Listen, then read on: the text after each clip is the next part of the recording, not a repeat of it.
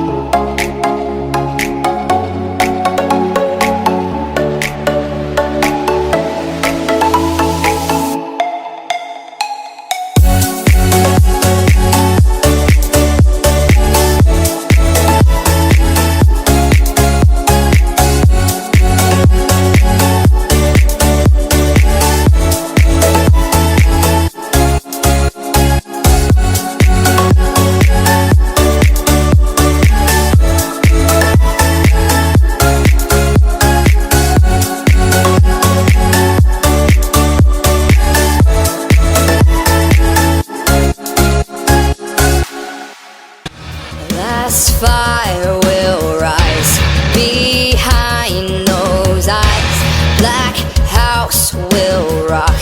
Blind boys don't lie.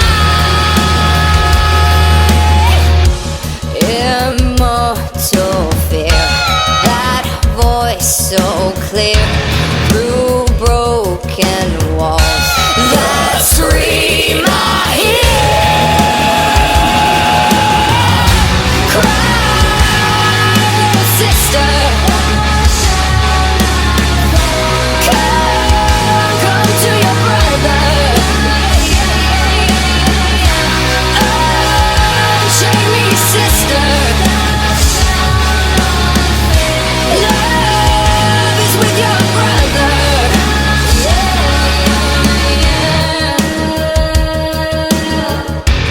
Blue masquerade, strangers look on.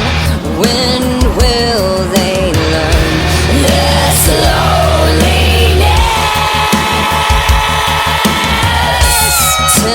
Temptation heat beats like a drum deep in your veins. I will not lie, sister. Come to your brother. Unchain me, sister. Love is with your brother.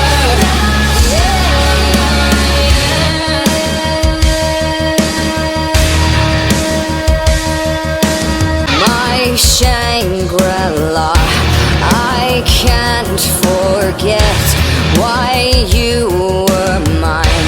I need you now.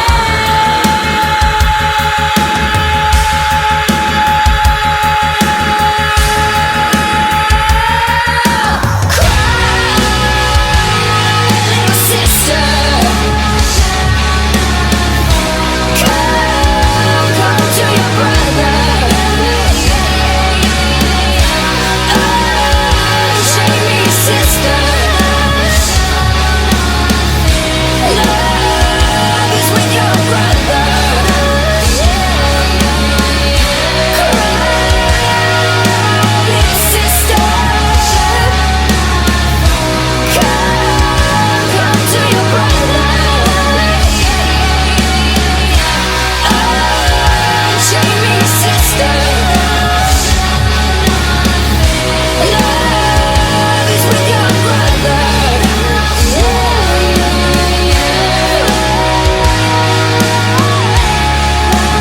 Little sister.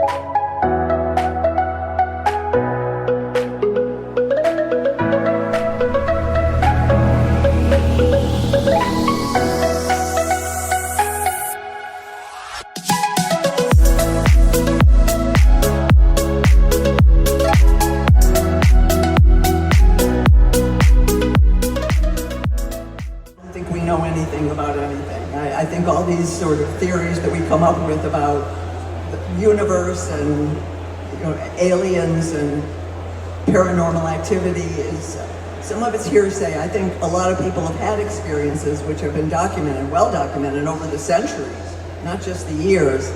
So I definitely believe in energy, and I definitely believe in receptivity. And I know I'm what they call an empath, I've been told. I have a very good sense of energy around me. I met James Wan through a mutual friend. And he came over one day to my house for just a few minutes. I was having a little dinner party. And then about a week later, he called me. He said, I have a script with my partner, who is Lee Winnell. They're both from Australia, and they had not been in the US that long.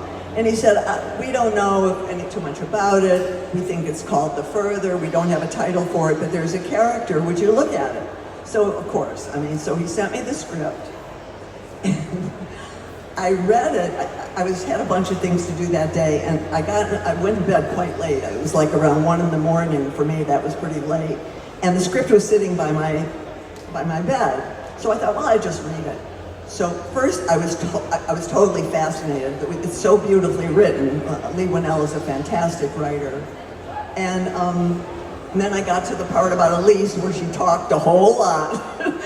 Sort of introducing this universe of The Further, which was a made-up universe that Leigh Whannell made up for the story. And by the time I finished the script, I was so scared in my bed, I took it downstairs and locked it in the closet. For real, that's for real. And the next morning I called back James and I said I would love to do it, and so literally 3 weeks later we were on set. And it was a very short shoot. We had 8 days to shoot the entire film.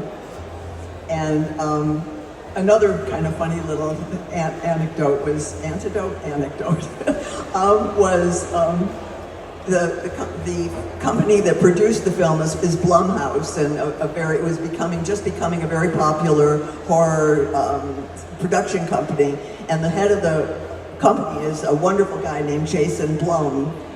And I had never met him, or anything. We were just doing the show, and there was some guy walking back and forth in front of our honey wagon, which, as you know, is when you don't have any money, they have little tiny cubby holes for each of the actors, and like a sort of general potty that everybody uses. It's not exactly glamorous.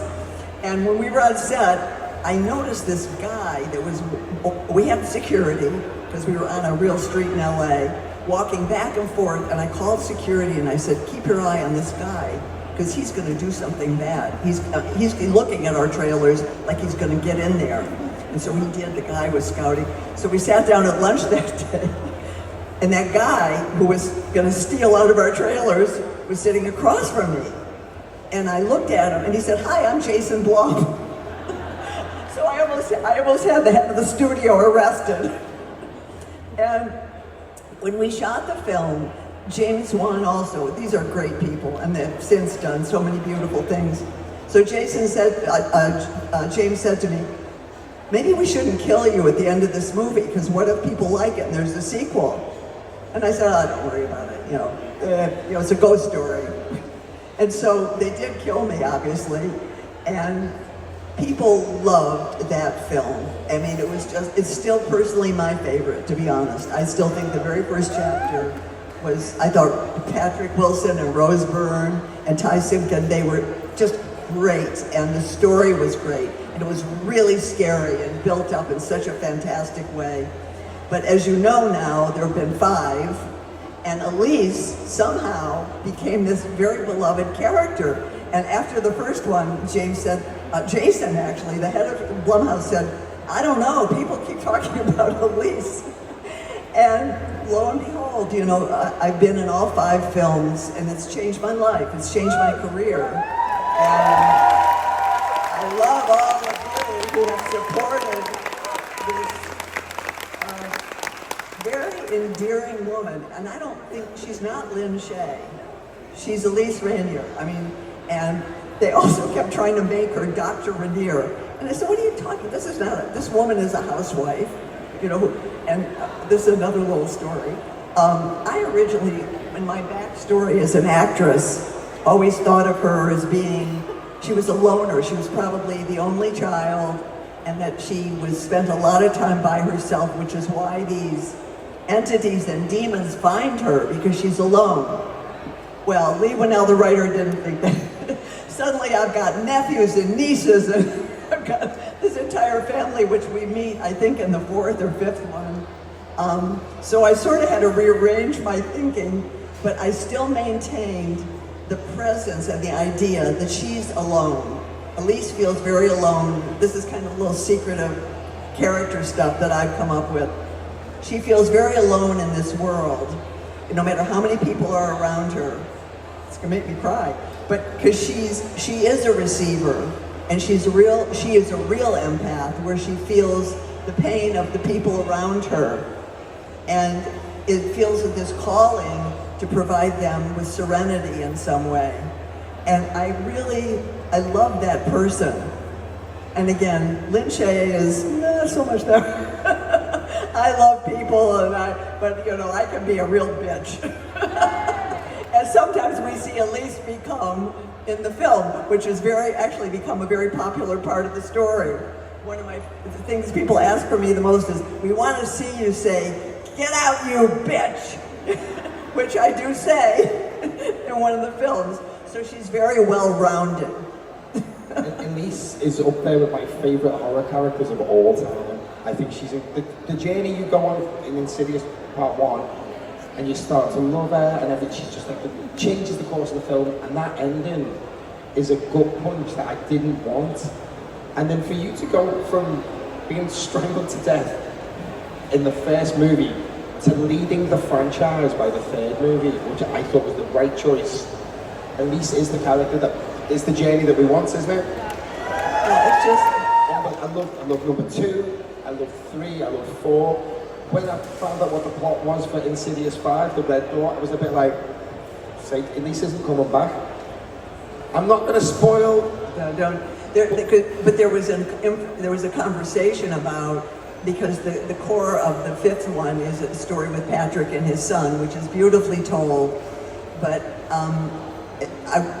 in the beginning, there was no talk of Elise being in the film, and gratefully there was some kinds of pressure from other people saying, you know, and there's a beautiful, you'll see, it's a beautiful, it's one of my favorite things I've ever done on screens. I wholeheartedly agree with that scene. Again, I didn't know it was coming, and I welled up with tears in the cinema, which wasn't, I wasn't expecting it, and then I walked out, I was like, she's not even dead in real life, what am I doing? She's still, I'm seeing her in a few weeks now. Oh man, it's just, I think when you get to own a character like that, and put so much into it, you put a lot of yourself in, and we were talking earlier about the emotions, it shows. I think we all love Elise, right? You know, she sort of represents, and this is again something that got created, she represents the both sides, really. She is really an empathetic woman who cares for people, but she's very, very much about justice, about emotional justice and real justice of the way people treat each other. And I think it's those qualities, and she's a yes person. She's not a no person, except if it's crossing the line. And I think those are qualities we all admire in ourselves when we can perform that way, and also in what we admire in others. And so she, without being a goody-goody, because she's not a goody-goody, but without being that, she's kind of a voice of, the deepest voice of reason, I think, that we all have inside of ourselves. And believe me, I didn't, I wish I was as good as her. I love the character, I really do. Lin Shaye!